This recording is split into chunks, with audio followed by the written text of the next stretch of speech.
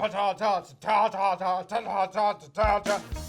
your host, Zach Anner, and while most news shows give you the bad news, we're here to give you the good. This is Top of the Monday. I've got some great news about animals. In Russia, in the Far East Safari Park, there's a tiger named Amur, and they gave it a goat to eat way back in November. Amur, like a good Samaritan, had no interest in eating the goat. Here's a picture of them playing hide and seek together. Isn't that the most adorable thing you've ever seen? Let's see how they're getting along. Oh God! Oh, this is traumatizing. I guess we have a little work to do. Well, baby steps, guys. This week's Top of the Monday is brought to you by Morning Milkshakes in a Mug. They'll have no idea you're drinking milkshakes. Yeah, that's a milkshake. And now let's check in on what's going on in Poop News. Seriously? That's what it's called? It's the segment name?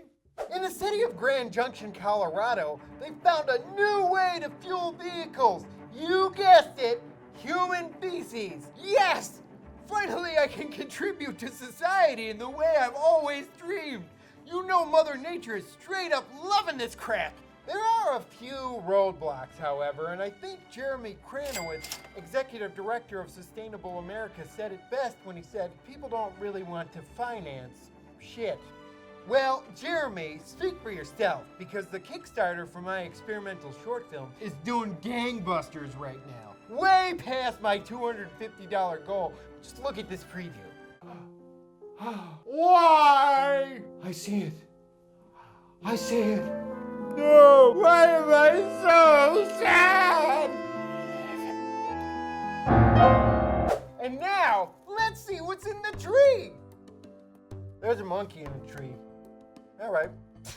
Let's turn our attention to something a little more heartwarming. 3-year-old Max Levy needed a metal disc inserted into his chest to treat hemophilia, and his dad didn't know how to break the news to him until they watched Iron Man together, and he had the idea to compare his son's operation to Tony Stark's. So his dad started the hashtag IronMax on Twitter, and when Marvel caught wind of this, they put Iron Max into the Iron Man comics. Now, this is a wonderful and very touching story, but I gotta say, I'm a little upset with DC Comics because I have a character called Wheelchair Batman, and DC Comics has never called me about it. Must be because I'm not a kid.